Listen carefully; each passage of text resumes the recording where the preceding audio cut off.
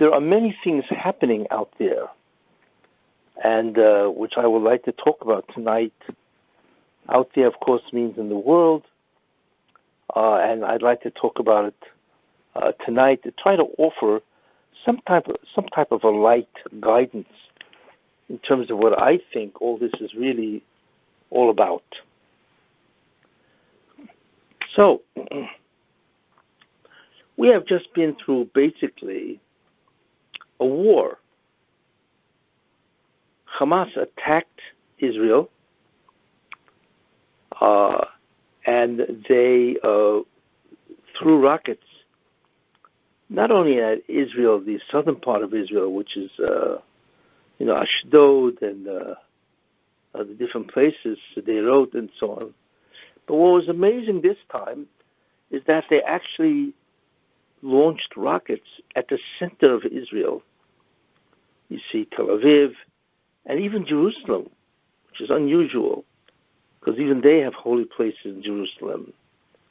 And it was to such an extent where they had to close Lud Airport, Ben Gurion, because there were rockets being fired at that point, at that place. Like, who ever heard of something like that? You see. And finally, Israel, of course, defended itself and took out a tremendous amount of military and even just targets, buildings, and they bombed the tunnels. So many different things that they bombed and took out, so on. And then finally, they declared a truce or a ceasefire, which went into effect a couple of days ago. And right now, the ceasefire seems to be holding, and so on. But what we are looking at is really incredible. What is going on? We already had when you take a look at what's been going on since January 20th when Biden took office, it's already stunning to look at. Besides the fact that America is different, America has now changed with the radical left, the extremist left, the Democratic Party, the liberals, the progressives. They have taken over America.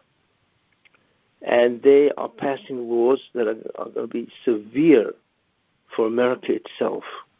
In terms of they want to shut down the oil, so everything is rising because everything needs energy. So therefore the prices are going to rise, inflation is beginning, and of course the border is a disaster, and so many things, and they want to defund the police.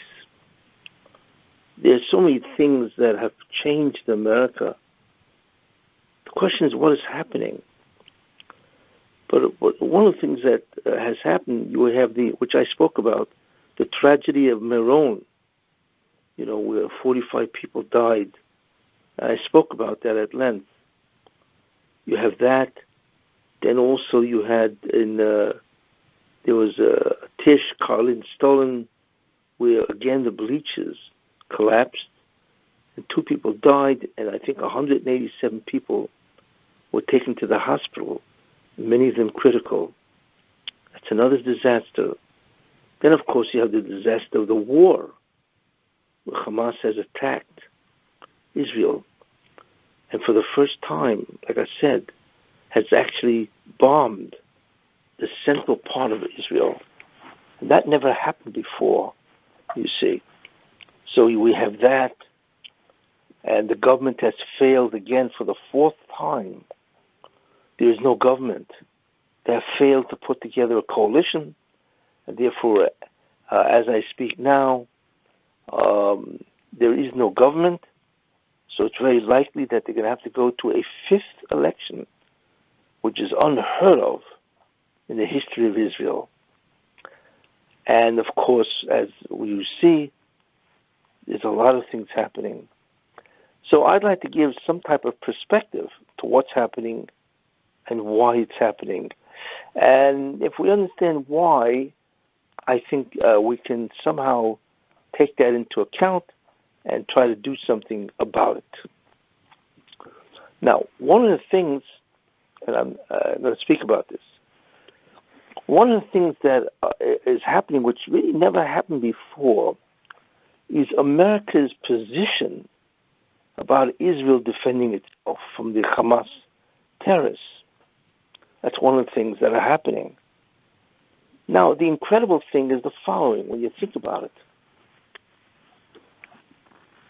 The Hamas is designated as a terrorist organization. That's what they are designated as. That means that America recognizes Hamas as, like I said, a criminal terrorist organization. And they are designated as such, you see, according to the law of the United States. But it's not only America, it's many countries of the world see Hamas as an organization that, of course, commits terrorism. So what is incredible is how can America side with terrorism? Because that's really what's happening. There are many people in America that are siding with Hamas and not with Israel, you see. But that makes no sense. Like I said, because America admits that Hamas is a terrorist organization. So how can America side with Hamas and against Israel defending itself? That's the first idea. Second idea is Hamas is not a country. Hamas is an organization. You see, it's not a sovereign nation. So therefore, they are warring with Israel. Of course, Israel has a right to defend itself. It is a sovereign nation, not an organization. Whereas Gaza, in which is controlled by Hamas, that's basically just an organization. As I said, a terrorist organization. So how can America side again with Hamas? Because it's not even a country. Another idea, that Israel is an ally of the United States. And as such, how can America side with a terrorist organization against Israel, which is an ally of the United States? In fact, it is probably the most loyal ally that America has. And it represents the United States in the Middle East. So again, how can they ally themselves with Hamas against an ally? The fourth idea is Hamas started the war. It wasn't Israel who started the war. It was Hamas, you see. So how could America then, again, the Congress, as we will see, side with Hamas? They started it. And then another point is that Hamas is breaking international law.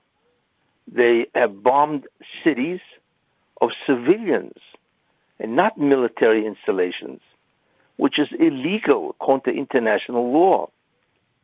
So again, Hamas has committed terrible atrocities, yet we find America siding with Hamas.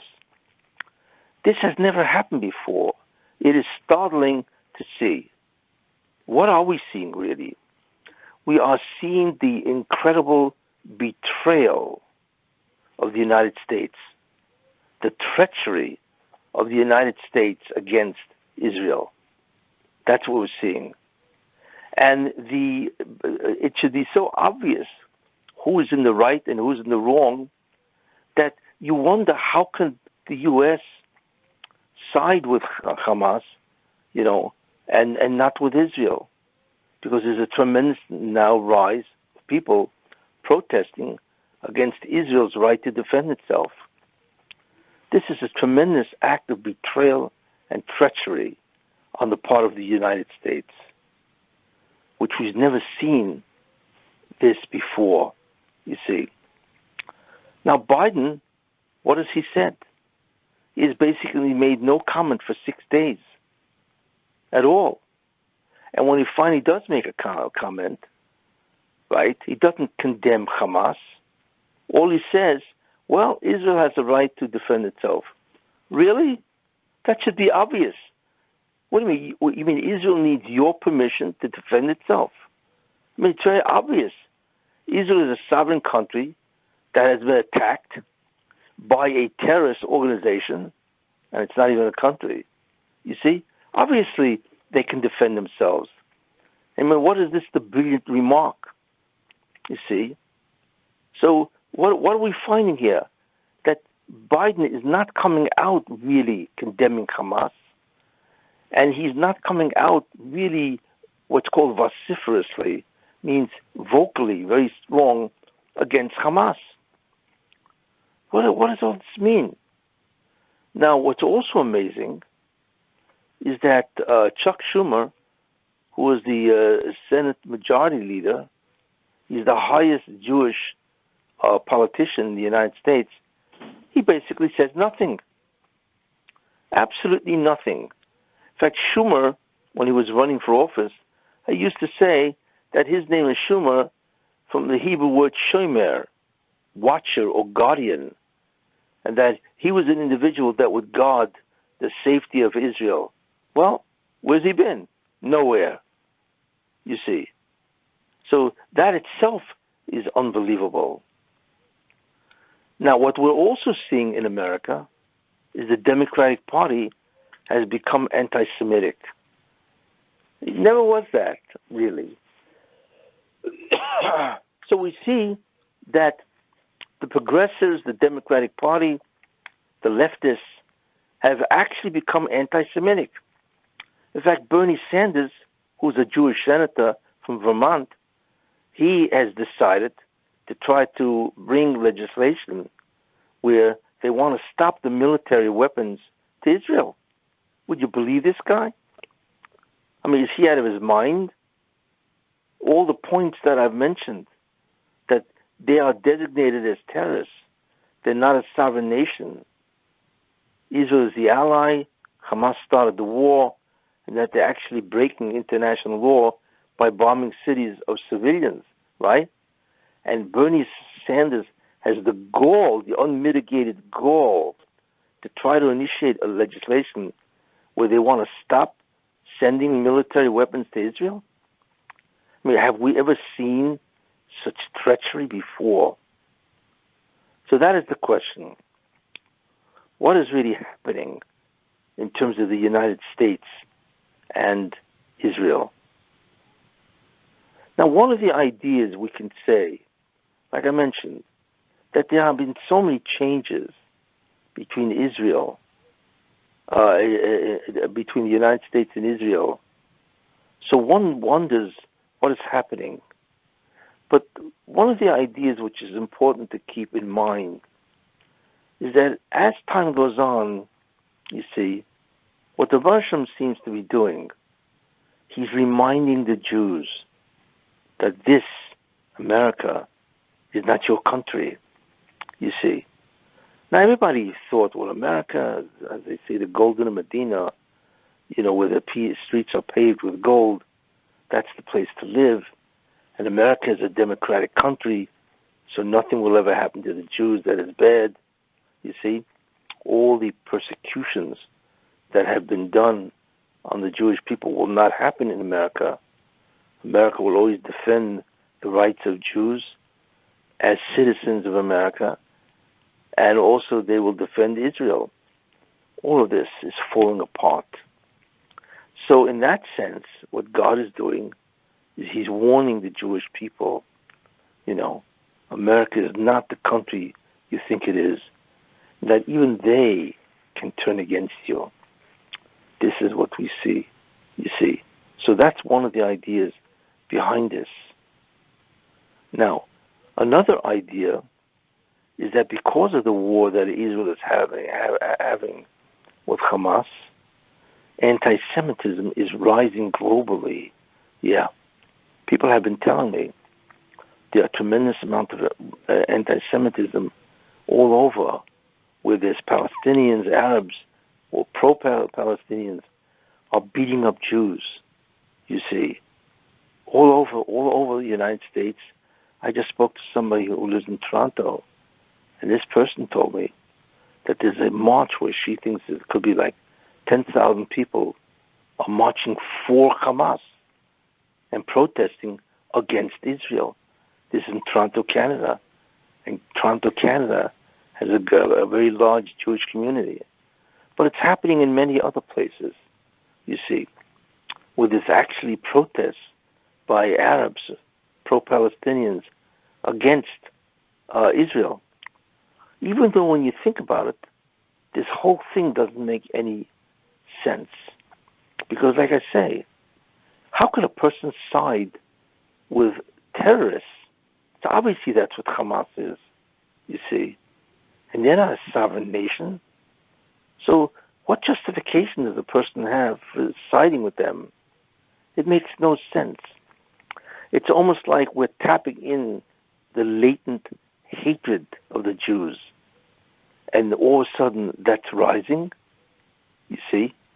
And the war with Israel is being used as an excuse, as a pretext for the latent anti-Semitism to arise, which shows you that that really is what the world is, you know. So one of the ideas of that is not just to show the Jews that you don't have friends anywhere. You can only rely on God. That's it, you see. And it's not just in America, which seems to be slowly turning against the Jewish people, you see. But it's arising everywhere. And what God wants is the Jews to return to Him, to realize that He's their Father, and He's the only one that really will protect the Jews. And that, in many ways, is the message of the anti-Semitism that is appearing all over the world. And we don't even know where it's going to end, see. Now, in this war, there are certain things which are incredibly dangerous and threatening. And that means that the window, the darkness, before the Mashiach comes, is really closing. One of them is what Hamas did, they never did before. They broke the ice. In other words, they would bomb, but it would always be in southern Israel. But for the first time, they bombed the center of Israel, Tel Aviv, even Jerusalem. That's the first time. Therefore, what Jews now feel, you see, is that there is no more safety in Israel. Because what Hamas has shown is that they're not afraid of Israel. Israeli military power is not a deterrent to stop them from bombing the middle of the country. That's a very threatening position. Because what it means is that they can do this anytime they want now. And they don't care if Israel retaliates. You see. So that's what's called a perpetual threat. That is very dangerous. So that's the first thing that has happened that is tremendously, as I said, intimidating and threatening. But there's another thing that happens, which in my view is much worse than the fact that Hamas has now bombed the center cities of Israel. And that is the Israeli Arabs. They have rioted all over Israel. They have burned shuls. They have put cars on fire. They throw Molotov cocktails in homes, you see. And they have been doing this for, throughout the duration of that war with Hamas. But they never did that really before. So what they have done is they have declared themselves really loyal to who? That they are loyal to the Arabs. They are loyal to the radical Arabs that want to destroy Israel, which is incredible. Therefore, the Israeli Arabs have become what's called a fifth column. they are the new enemy. So it's very difficult to see how Israel is going to defend themselves against an Israeli-Arab revolution, you see. Because now we know it can happen anytime, and they can't even defend themselves because most people in Israel, unless you were part of the army, don't have guns. So could you imagine watching? It's like a pogrom, watching mobs come down the street, and all of a sudden one of them throws a Molotov cocktail at your house. And what can you do? They destroy your car, and so on. They destroy buildings, and so on. So the reason why this is so threatening is because what do? It's one thing, to have destroy Hamas. That's one thing, you see. But it's another thing to stop Israeli Arabs from revolting or rebelling, or coming down the street and they're destroying all kinds of property and beating up people. What's Israel going to do? You see. So it doesn't seem like there's really a resolution to that new threat. All of this means that there's a tremendous amount of darkness. I mean, just take a look at all the things happening, since Biden became president. And the truth is that this would never have happened under Trump's watch. It's only because people realize that Biden is senile. He's weak. He doesn't even know what's happening, you see. And they realize that they have nothing to fear from America, because this would never have happened when Trump was president, because he would immediately have confronted Hamas. Now that's very bad, because it means that the United States, which has always been the guardian to a certain extent of peace and security, is gone. That means, and that's number one. Number two, that the United States wants to remove the sanctions from Iran. And we know, of course, that Iran wants to take Israel out. Iran is an existential threat.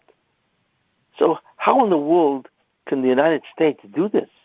It doesn't even make sense, especially when we know that part of the agreement is that by the time in 2030, they can legally make nuclear weapons.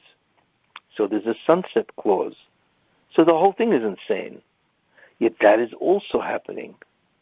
And one thing you could be sure, when people see that Biden doesn't know what he's doing, and he will not defend, anything, when they see that he will not defend an ally, Israel, that means all of a sudden all the people in the Middle East realize, wait a minute, you want to allow Iran to become a nuclear power? You do not want to defend an ally? So guess what?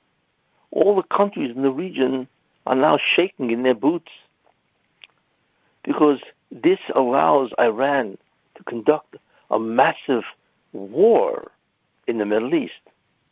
So not only will that destabilize the entire Middle East, which will ultimately destabilize the entire world, because then everybody's going to take sides, the oil flow will be interrupted. But besides that, the countries of that region, they're going to go nuclear. They have to go nuclear, because that's the only way they can protect themselves against an onslaught of Iran.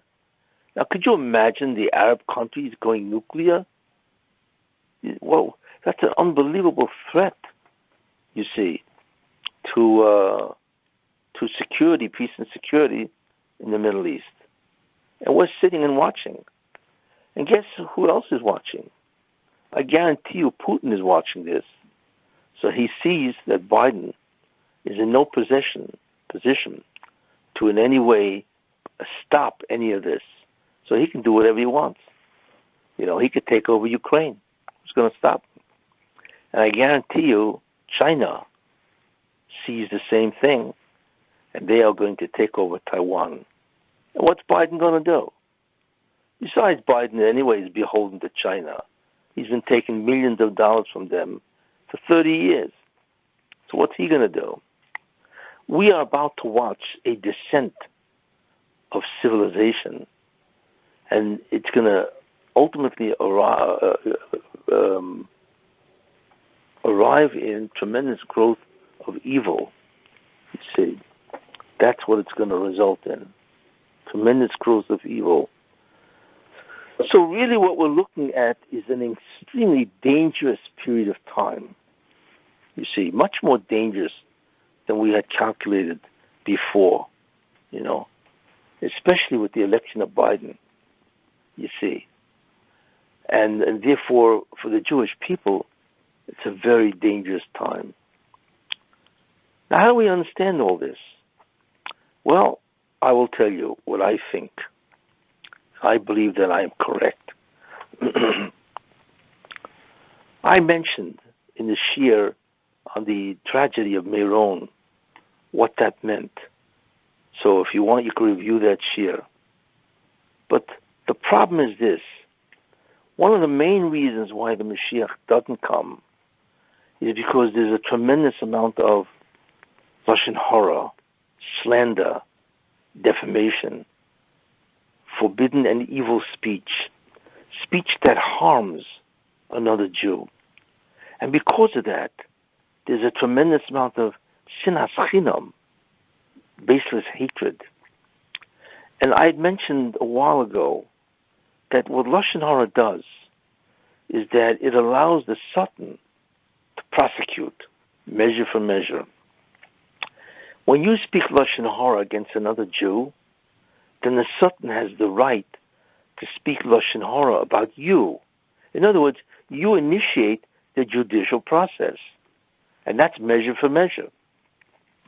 Because when you speak lashon hara, you're really condemning that person that you're speaking about.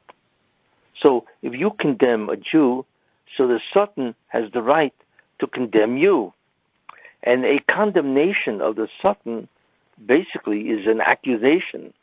It is a prosecution. It's a kitrug in the heavenly tribunal.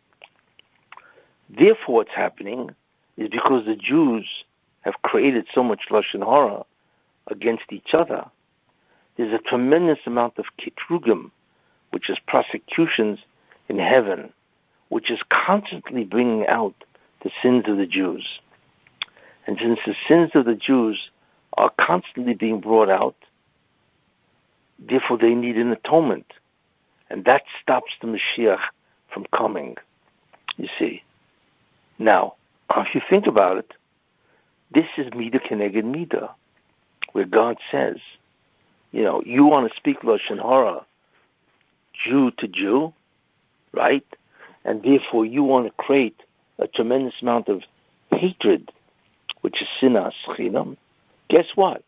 I'll show you what hatred is. I will show you, that you're harming other Jews by speaking lashon hara about them.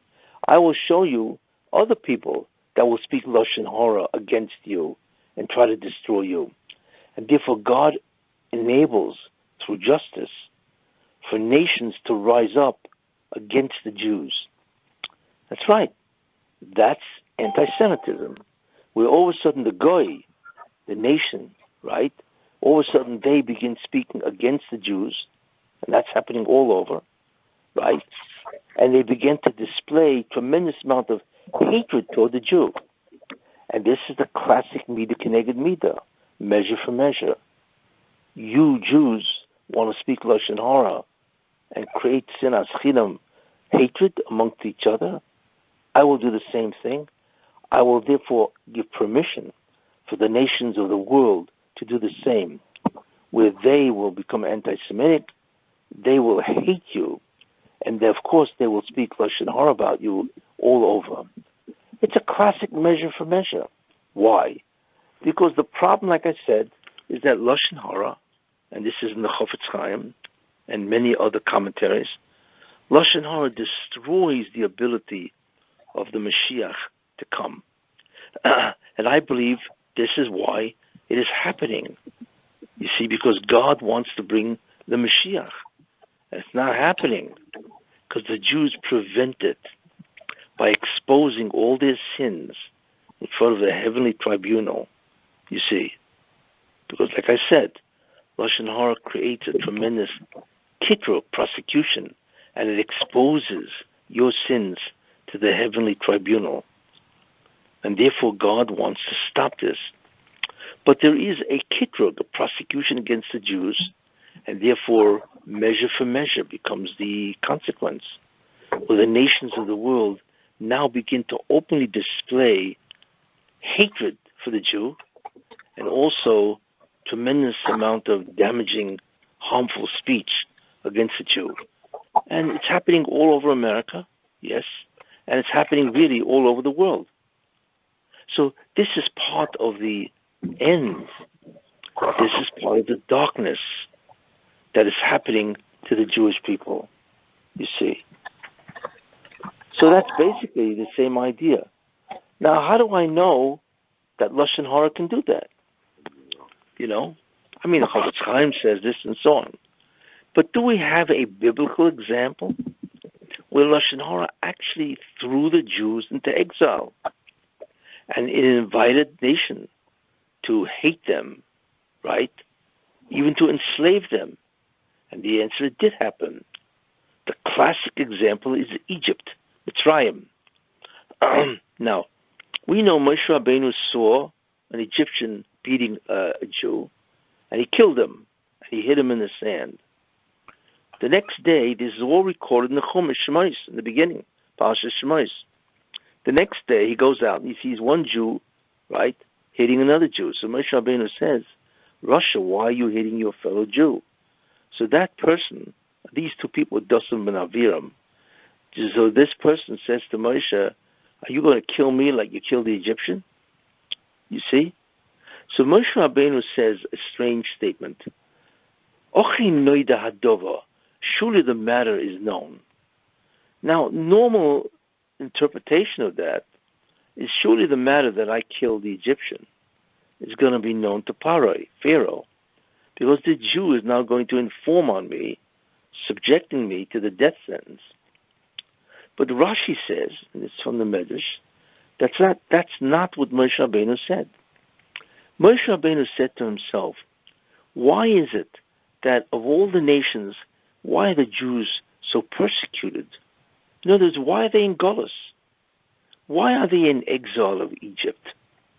You see, this is what he said. That was his wonderment, his question, to understand the nature of the Egyptian and the reason for the Egyptian exile. Now his answer was this, Ochi noida hadova, surely the matter is known to me, because I see this Jew is not going to hesitate to inform on Paroi or the Egyptian authorities that I killed the Egyptian, you see. So that's not only Lashon Hara, it's also Mesira. He's informing on me. So Moshe Rabbeinu said to himself, and this is what Rashi says, that the reason why the Jews are in the Egyptian exile is because of a tremendous prosecution. The reason why the Jews suffer so greatly, more than other nations, you see, is because of the sin of Lashon Hara. This is what Moshe Rabbeinu says. So what do we see? We see that the sin of Lashon Hara is severe enough to ensure that the Jews will be in exile, you see, for a long time. You see that from the Chumash. Now, what's the logic of this? The logic is what I said, that the prosecution says, wait a minute, they hate each other. They talk Lashon Hara about each other. They talk slander, defamation about each other, and therefore they create tremendous hatred of each other and tremendous harm. So guess what? The punishment of that is to allow a nation to persecute the Jew. And that nation can display the very thing that the Jew displays toward his fellow Jew, and that is the Lashon Hara that the Egyptians speak about the Jews, right? And not only the Lashon Hara that the Egyptians speak about the Jews, but the hatred that they have for the Jews is also displayed. You see, that's the consequence of Lashon Hara. Now, this is biblical. This is actually in the Chumash. And this is actually what Moshe Rabbeinu says. Surely the matter of why they're in exile for so many years is known to me. Why? Because they speak Lashon Hara, they speak slander, defamation, and they inform. You see, that's a very important idea that Moshe Rabbeinu realized. And not only that, because of that Lashon Hara, that Jew did inform on Moshe, and he had to run away, right? His life was in tremendous danger, you see? So he had to run away. Imagine Moshe Rabbeinu, who was the Mashiach, actually had to leave the Jewish people because of Lashon Hara, you see. Now, what is interesting is at the end of the exile, after 200 years, 210 years passed, right? So God appeared to Moshe Rabbeinu in the burning bush, you see. And God said to Moshe, I want you to take my people out. And that obviously is the Geula, the redemption. So Moshe Rabbeinu said something to God. He says, Hein lo yaminu li. They won't believe me that I've come to redeem them. Essentially, he was speaking Lashon Hara about the Jewish people, because he said they won't believe me. You see, that I've come to redeem you, that God spoke to me. And that's bad-mouthing the Jews. So God told him, what is in your hand? And Moshe Rabbeinu told him, it's a mateh. So what he did is he took the mateh, the staff, right? And all of a sudden, it turned into a snake. And then God said, pick up the snake from the ground. And Moshe Rabbeinu fled from that snake. So God said to Moshe Rabbeinu, throw it down, and all of a sudden it returned back into being a staff. What is the symbolism of this sign? Because what the Hashem showed him, you spoke Lashon Hara about the Jews, that they won't believe you. Therefore, your staff turns into a snake. The snake is the representation, or the symbol of the Satan. That's right. You have allowed the Satan to initiate a prosecution against you. You see? And that is symbolized by the staff turning into a snake. You see? But then God said, bend down and take the snake, and it will turn back into the staff. So what God was indicating to him, a very, very important concept, that the Jews do not speak Lashon Hara anymore, which is astounding. What does that mean? So there's a medrash there. The medrash says 3 times, Lo nigalu Yisrael miMitzrayim. The reason why the Jews were redeemed from Egypt, Ela b'shul shelo hoyu behen diltuya, because there did not exist in them a diltuya, is somebody who speaks Lashon Hara. What God told Moshe Rabbeinu is the Jews stopped speaking Lashon Hara. Let's see. Why did he tell them that? Because Moshe Rabbeinu, when he first told Moshe Rabbeinu to take the Jews out, Moshe Rabbeinu says, I can't take them out. Why? Because they speak Lashon Hara. And as long as they speak Lashon Hara, the redemption will not happen. That is why God is talking to Moshe Rabbeinu and telling him, right, that the Jews don't speak Lashon Hara anymore, and therefore the staff, which became a snake, has now returned to being, right, a staff of God. And he was indicating to Moshe that the Jews don't speak Lashon Hara. And that's what the Medrash says, that God was saying that the Jews do not speak Lashon Hara. And therefore, you can go and take them out. Now, we don't know why. What happened that the Jews, in the beginning, they spoke Lashon Hara, and that's why they were in the Egyptian exile. But now, 210 years later, right, they don't speak Lashon Hara, and now God says, now you could take them out, which means now not only the Golus can end, the exile can end, because they don't speak Lashon Hara, number one, and not only that, but the Mashiach can come, and you are the Mashiach. I mean, this is such clear proof of why the Jews are in exile.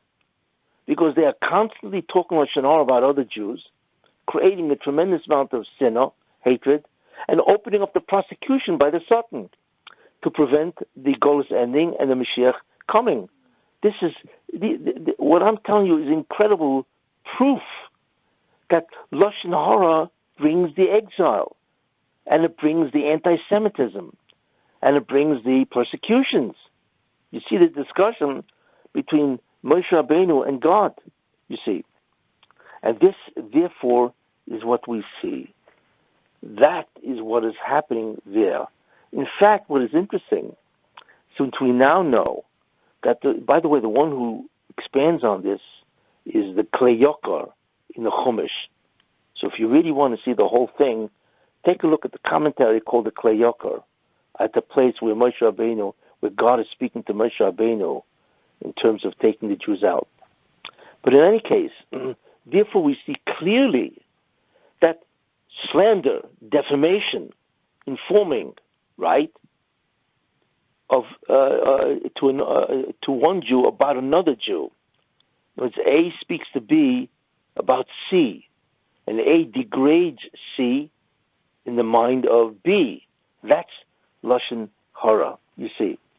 In any case, we see, therefore, that Lashon Hara is responsible for the exile, just like it was responsible for the exile in Egypt, because that's when Moshe Rabbeinu said, surely the matter is known. And not only that, we see that the exile ends if there's no Lashon Hara among the Jews, because that's exactly what the discussion was between Moshe and God, that since they don't speak Lashon Hara, they therefore have the right to go out. Because essentially what they did is, since nobody spoke Lashon Hara, there was no prosecutions. Because 95% of the reasons why there's Satan, right, why he's able to prosecute the Jews in a heavenly tribunal, is because of the Lashon Hara that the Jews speak one against the other. So therefore there was no kiprugim. There was no prosecutions. And therefore what that meant is that even though the Jews were only in Egypt, right, for 210 years, and they really had another 190 to go, because that's what God said to Avraham Avinu, right, that they will be there for 400 years. So there was a tremendous kitrug, prosecution. You can't take the Jews out now because they have not completed the term of the Golus, the exile of Egypt. So that was a prosecution. And the only way to stop that is to stop Lashon Hara, so therefore there will not be a prosecution about that point, to finish up the other 190 years. So that's why they were able to get out after 210, because they stopped the prosecution. But what's interesting, there was a danger. What was the danger? The danger was, right, that by the Kriyas Yamsuf, by the Yamsuf, before it split, Moshe Rabbeinu says, right, stand back and watch, es Yeshua Hashem, the salvation of God, right? Hashem Yelochem Lochem, God will fight for you, be atem tachlishon, and you be silent. Why did Moshe Rabbeinu say you should be silent? Because the whole reason why the Jews were able to get out after 210 years is because they did not speak Lashon Hara. And now, by the splitting of the Red Sea, they were complaining and saying, because there was no graves in Egypt, that's why you have to take us to the desert to die. That's Lashon Hara, because they were questioning the justice of God, you see. But that's Lashon Hara. So the Jews were actually in danger of reigniting the prosecution, you see. And that would have been terrible for the Jews. So that's why Moshe Rabbeinu says, the atem tachlishon, you must be silent. You cannot speak Lashon Hara against God, because you will be reigniting the whole concept of prosecution, and the exile will not, and the redemption will be foiled. You see?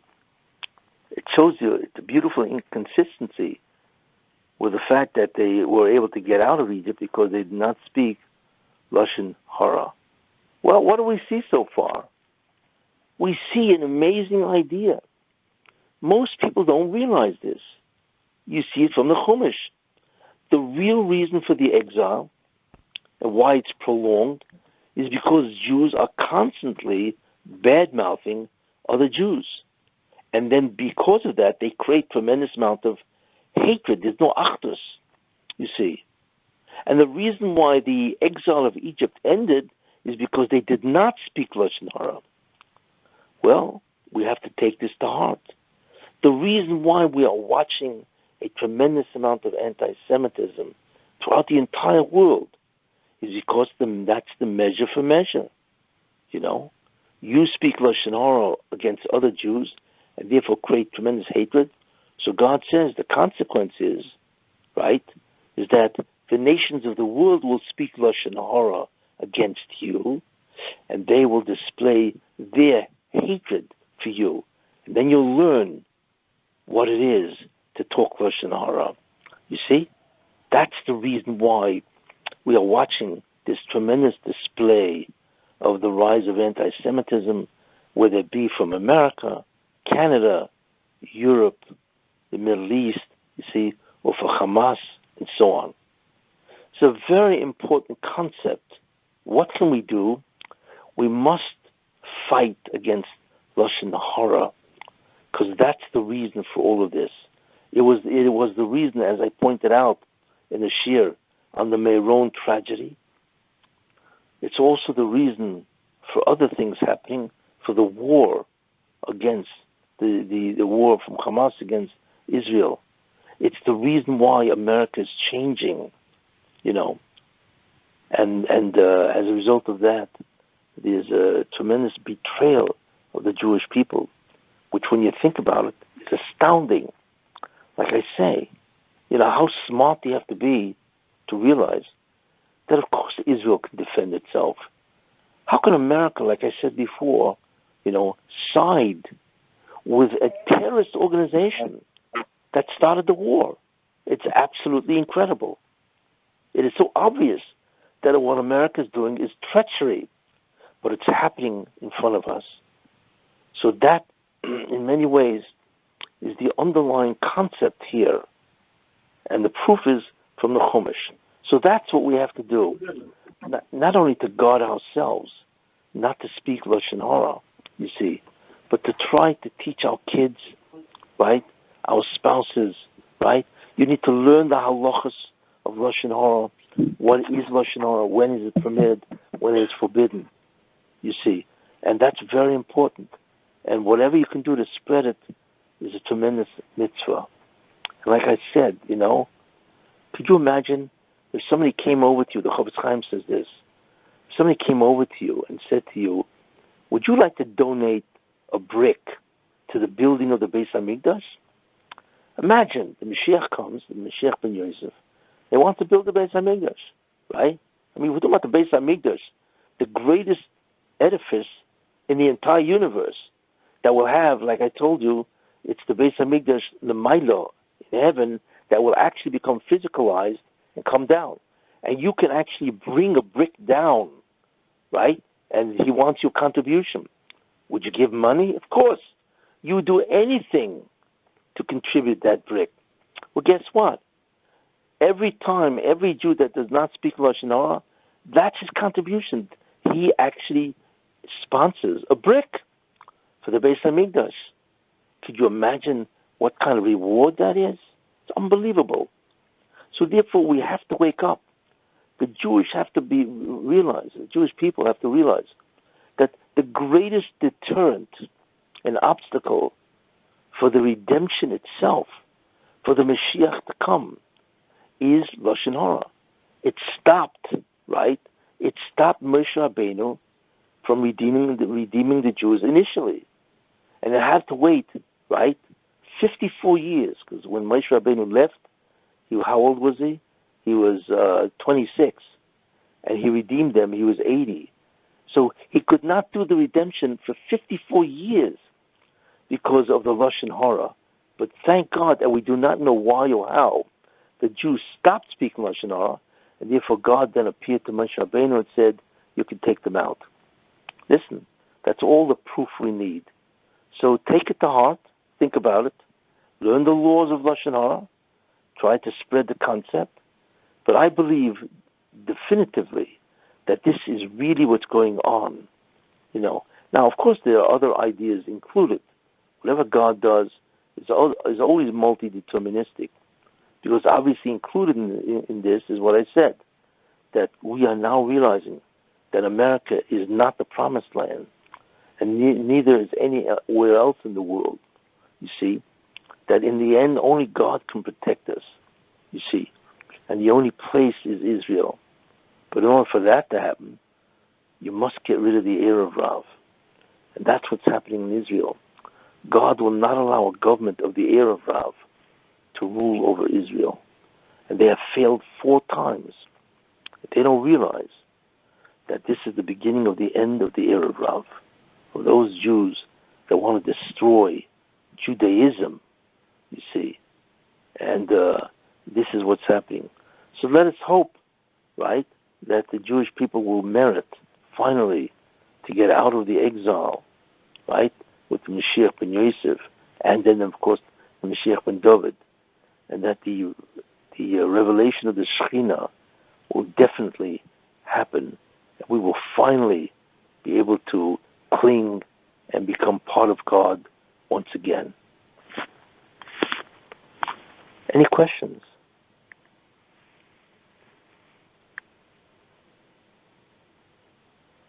So nobody stops speaking Lashon Hara? We're never going to get redeemed because of the people who speak? Well, ultimately speaking, what's going to do it is Yisurin. It's suffering. You see? But people don't correlate the Yisrim with Lashon Hara. You're right. Sadly. You don't. Correct, you don't. Now, what's interesting is we don't really know how that happened in Egypt. Somehow, the Jewish people realized that the reason why they're in this terrible exile called Egypt is because of the Lashon Hara that they speak. Somehow they realized that. We don't know how. Maybe there was somebody going around preaching that the reason why you are in exile, like Moshe Rabbeinu said, surely the matter of why the Jews are in exile is because they speak Lashon Hara. Well, could be somebody went around, because Moshe Rabbeinu wasn't in Egypt for 54 years, and somehow was able to convince the Jews, not to speak Lashon Hara. It could be also because of their suffering, because when people suffer, they're less inclined to disparage their neighbor, because they themselves are suffering. In that sense, they don't have time to badmouth their neighbor. But in any case, that's one of the mysteries. We do not know. But the Medrash says this, that it happened there's 3 Midrashim that say this. Very important concept. Yeah. It would be great if more people knew this. It's very true. How long do you feel, Rav, that this Yisurim will last for? How long the what? Well, do you think the Yisurim will last for? Well, I believe that the Golus has been for so long, 2,000 years of exile, and it has been so severe. I mean, we're looking at pogroms and inquisitions and persecutions and expulsions and Holocausts. It's just incredible what the Jews have been through. I believe that we are really at the end. At the end, like another year? Well, I'm hoping even this year that something radical will happen. Look, who would ever believe that America would turn around and become another country? I mean, who would ever believe that? Everybody thought that America was like the Rock of Gibraltar, solid, and it'll never change. That's nonsense. America is not the same country that we remember. It really isn't. And it's getting worse every day, in terms of the... Do you feel that it's time to move to make Aliyah? Well, you just have to be very watchful. You'll know when the time comes, But right now, you have to be aware and alerted to the fact that things are happening, real things are happening, and they are not safe. Like I said, Israel has entered a period that's very dangerous because Hamas broke the ice and they attacked civilians in the center of Israel. So that means this can happen any time. And what's even worse is the Israeli Arabs rioted, and it was all over the Eretz Israel, which is even worse because how do you get rid of these guys? How do you address the problem of an enemy that lives within your borders? Yeah. Exactly. That's much worse. So Israel has now entered a very dangerous period of time, and there's not even a government, and they can't put a government together. They wonder, they can't believe this. 4 elections, and each election, by the way, cost almost $1 billion. Wow. Oh yeah, cost close to between 2 and 3 billion shkolim. That's almost $1 billion. Yeah, each election. You're looking at 4 elections, right? So you're looking between $3 and $4 billion that they just wasted. And somebody told me that they fired 4,000 rockets in Israel. So they fought them back with the Iron Dome. The Iron Dome. Yeah, but do you know how much it cost? Each rocket cost around $80,000. Each Iron Dome missile. So imagine to take out 4,000 approximately. So if you figure it out, somebody told me it comes out to $800 million. That's what this 500 war. 500 fell back into Gaza from that. I mean, I know it's not a lot, but 500 did fall back in within Gaza. Okay. So, it was, that's fine. So they saved money for 500. But meanwhile, could you imagine that the cost of the missiles is $800 million? And that's besides the cost of the rest of the ammunition and the army. It's a fortune. For what? And the world is screaming at Israel that they can't defend themselves. You should know, it's almost like we live in a fantasy world, like we live in Alice in Wonderland. It's hard to believe that rational thinking people can actually say this. But forget about the people. Look at the government. How can a guy like Bernie Sanders even suggest this? And the Congress and the Democratic Party. It's hard to believe that grown men who are politicians, career politicians, you see, who are supposed to be intelligent, how could they defend against an ally a terrorist group?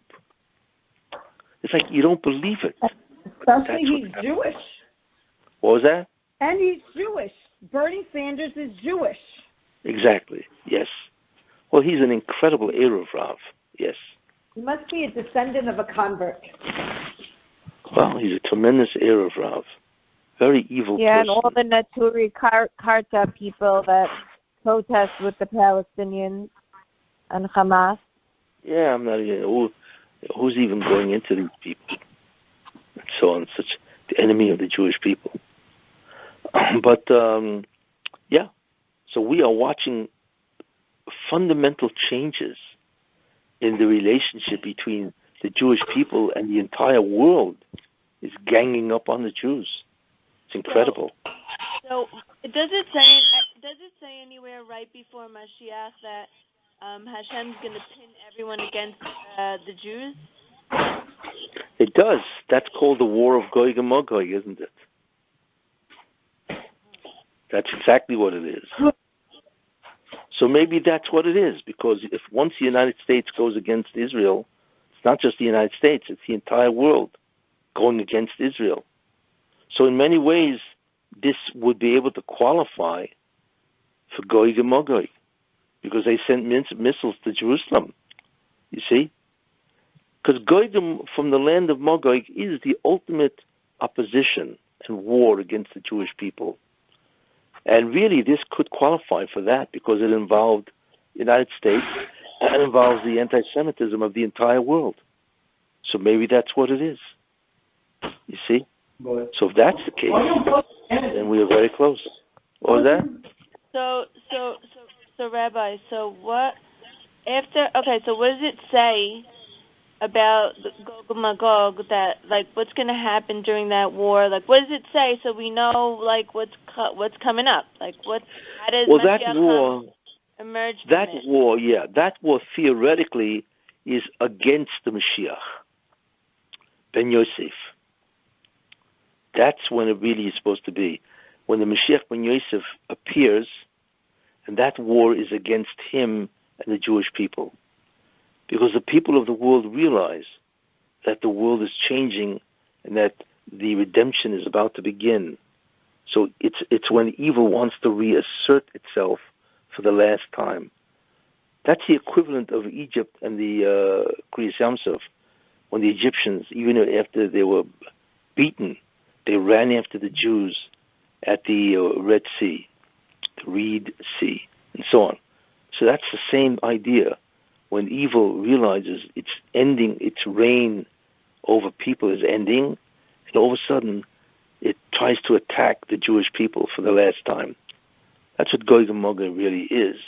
So maybe this war is, even though Mashiach ben Yosef has not revealed himself, although I believe that he is alive and that he is hopefully preparing to come, maybe that this is really what it is. It's the war of Gog and Magog, right before the Mashiach presents himself.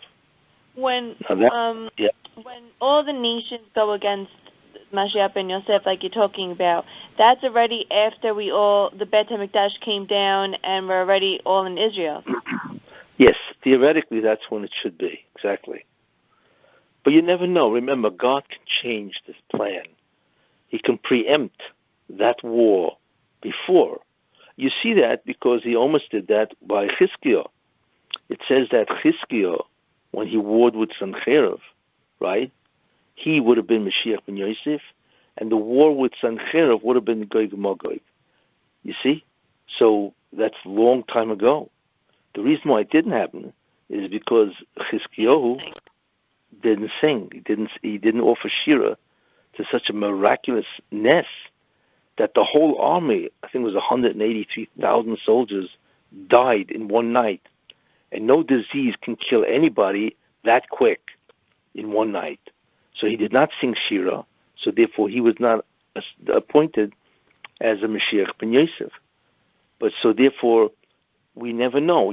God can speed up or accelerate the messianic process of the war of Gog and Magog and use some other event, which is very similar. Because remember, we're watching anti-Semitism throughout the entire world.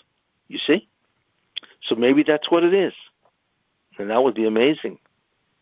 But I believe that we are leading up to something stunning, that something is going to happen to turn around everything. Because the critical thing that we're waiting for is the end of the decree of Golus, of exile. That is what we are waiting for. When it's bottomed out, and now the curve is going to begin to go up. So we are waiting for the end of the decree of exile and the beginning of the reversal of exile and the beginning of the redemption, which will begin slowly. But the key is the reversal. Because once you have that reversal, then the redemption is unstoppable and irreversible. So that's what we're waiting for. And I'm very hopeful that it will begin very shortly, in the middle of nowhere. Totally unexpected. Shock. You see. Rabbi, so you said the redemption process is very slow? Yes. Why? Why is the redemption slow? Yeah, why? If he's ready to bring us back and to redeem us, why should it be slow? Well, let's go back to Egypt. Remember Egypt? Yeah. That's always the model. How long did it take to get redeemed? A long time, right? It took a year. A year. Why? Because Israel, the Jewish people, has to be brought back up to speed. The Mashiach cannot come and reveal that type of holiness. So it took time. So the beginning of the reversal in Egypt was the Makkos. Because like I said once, that the Makkos is not just a blow against Egypt. Each Makkah had tremendous revelations of divinity, of spirituality. Each one, you see. So that has to come first. That's a critical preparation. Because remember, the key concept of the Mashiach is not a political redemption. It's not only that the Jews now are free and there's no more anti-Semitism and so on. The key concept of the redemption is a spiritual revelation, you see. That needs preparation. If you don't have preparation, nobody's going to be able to handle it, and they'll all die.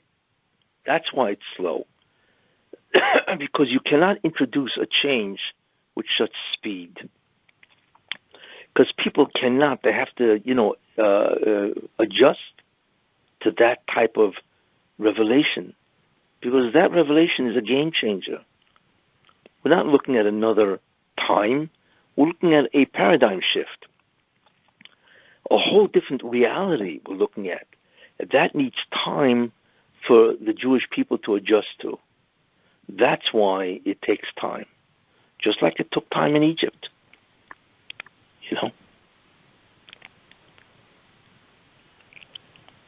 So Rabbi, right now, they said the war of Gog and Magog, it's going to be like a war, and a lot of people are going to die, and then the descendants of Yafet will have a proper burial. There's going to be so much blood in the land of Israel. It's going to take them years to bury them.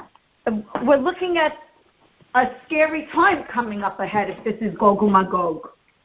Yes, that would have been, but it won't be.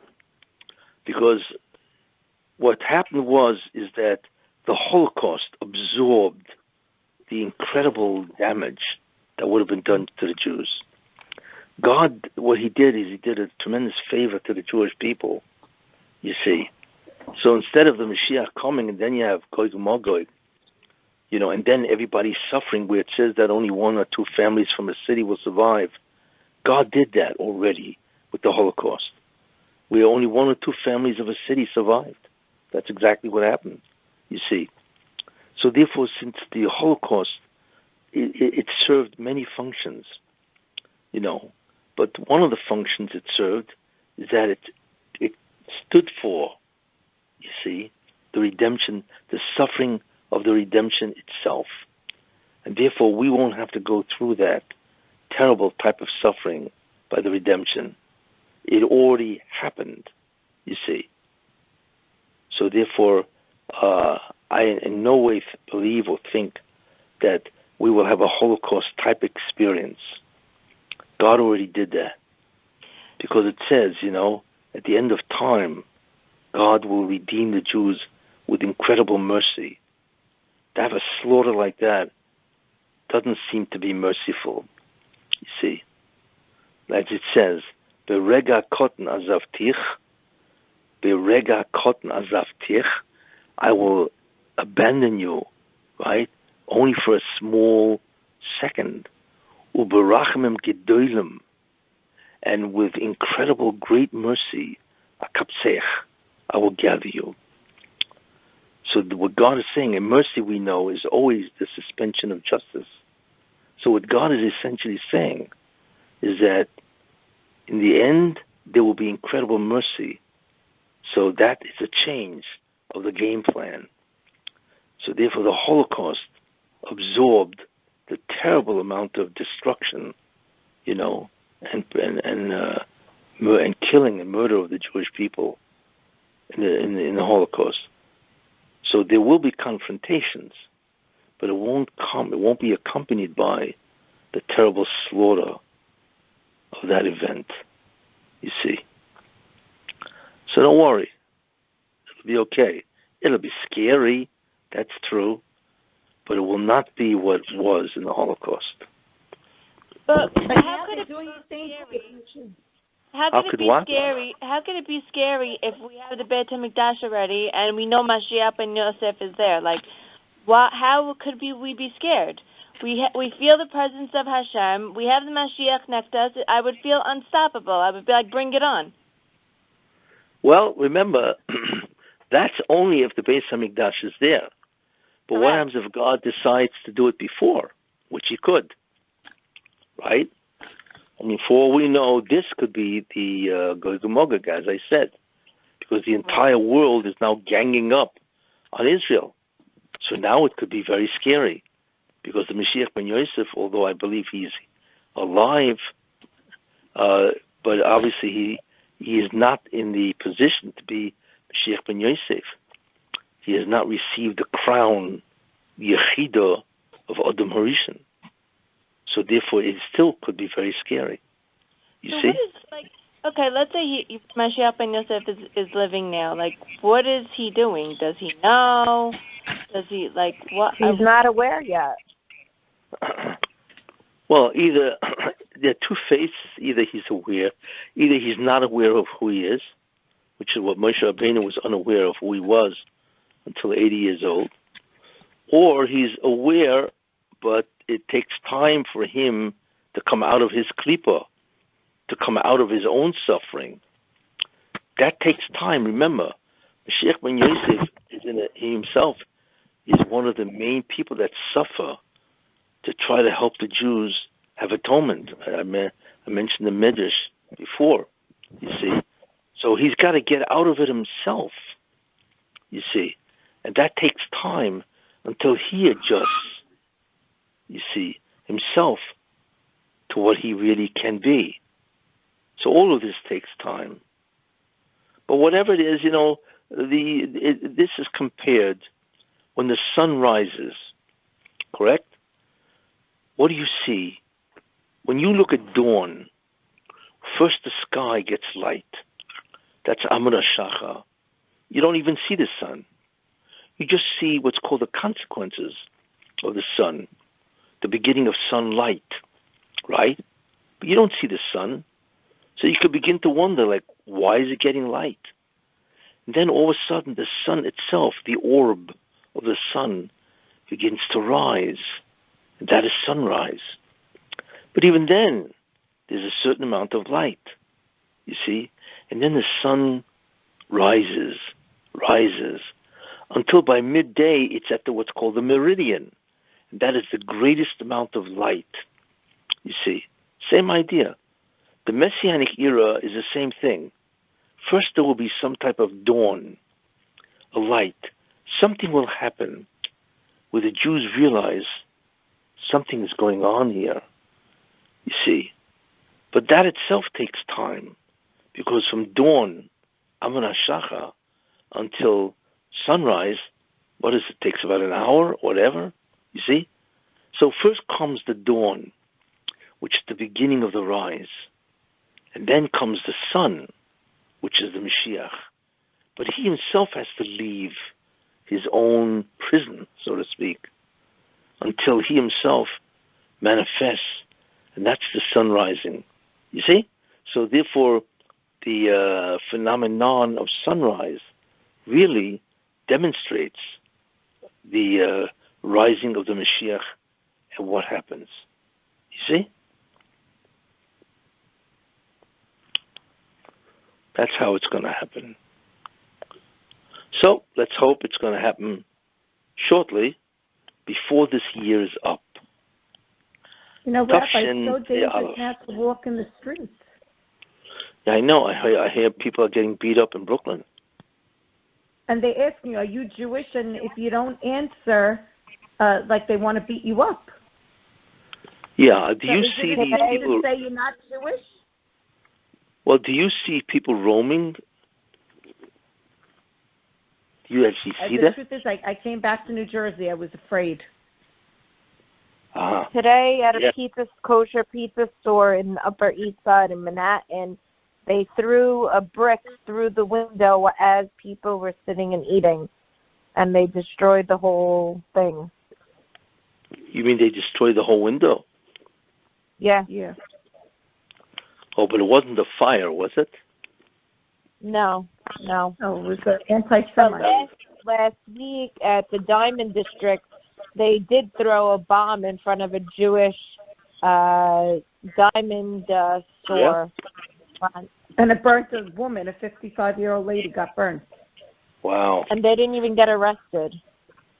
Yeah, no, forget about arrest. That's gone. That's another ibud, destruction of civilization. How could you not have a police force? It is beyond, it's beyond measure. I mean, one of the things that Biden wants to get passed, which he won't, is he wants to enable any victim or any person that was arrested to be able to sue the cop. And he wants to federalize it where this will be true. It's already true in New York State. But he won't own New York City. He wants to bring it throughout the entire country. I mean, this Biden, he's insane. The man has no concept. It's like America now has a lunatic for a president. You see, he's not just senile. The guy's a lunatic. He's crazy. How can you allow the criminals to sue the cops? It's insane. So what's a cop going to do? He's going to hire a lawyer for hundreds of thousands of dollars to defend himself in court? It's unbelievable.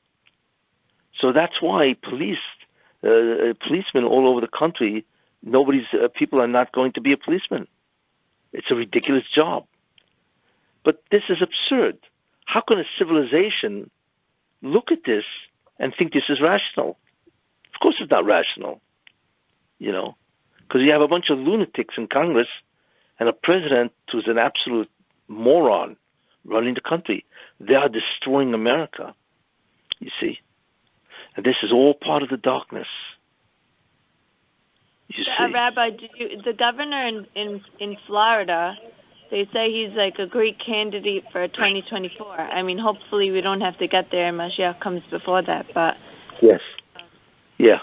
And I wouldn't be surprised that Trump would pick him for vice president, because he's not going to pick the other one.